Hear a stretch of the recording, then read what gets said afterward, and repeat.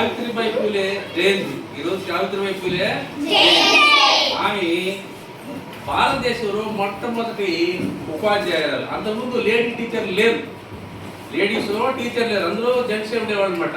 ఆమె first teacher వచ్చినప్పుడు ఆమె ఎంతో మంది ఎన్నో అవమానించారు. ఎంతోమంది మనం నాటికలో చూశాం కదా, ప్యారడైల్ పుట్టి ఎన్నో చేశారు. ఆమె నిలబడాలి అంటే ఆ తర్వాత రాను రాను బాలికలకు పాఠశాల ఏర్పడి అందరూ బాలికలు బాగా పికప్ అయినారు. ఇప్పుడు జెంట్స్ ఎంతమంది ఉన్నారో లేడీస్ కూడా అంతమంది టీచర్లు ఉన్నారు కదా.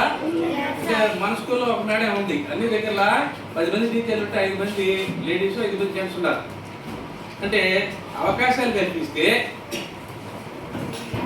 అంటే ఆడవాళ్ళు కూడా గొప్ప స్థానాలకు పోతారనే ఉద్దేశంతో ఈ పండుగ మనం జరుపుకున్నాం. అవకాశాలు కల్పిస్తే మన పాఠశాలలో కూడా అమ్మాయిలు ఎక్కువ ఉంటారు అబ్బాయిల కంటే, అవును కదా, అమ్మాయిలు ఎక్కువ ఉంటారు. అయితే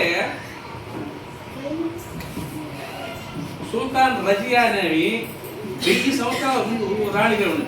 1000 సంవత్సరాల ముందు దేశాన్ని పరిపాలించింది సుల్తాన్ రజియా. 1000 సంవత్సరాల ముందు సుల్తాన్ రజియా భారతదేశంలోనే ఢిల్లీ చుట్టుపక్కల ప్రాంతాన్ని పరిపాలించింది.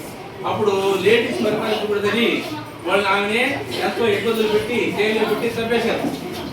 ఆ తర్వాత ఝాన్సీ లక్ష్మీబాయి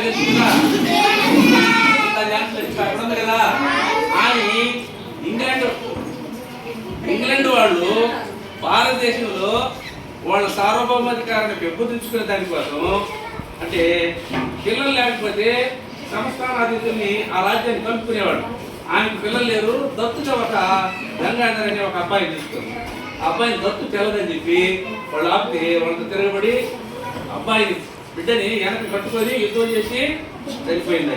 అంటే ఆడవాళ్ళు యుద్ధాలు కూడా చేస్తున్నారు. ఇక్కడనా ఇందిరాగాంధీ అందరికీ తెలుసు మీకు?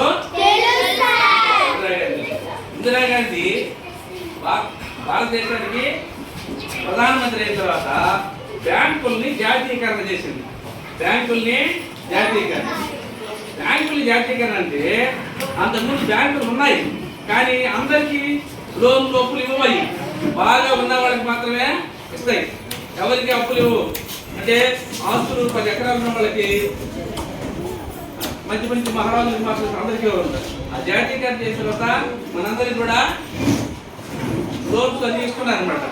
ఇప్పుడు ఏంటంటే సంస్థానాధీశులు వాళ్ళ రాజ్యాలు వదులుకొని వెళ్ళిపోయిన తర్వాత భారతదేశంలో కనిపిస్తున్న తర్వాత వాళ్ళకి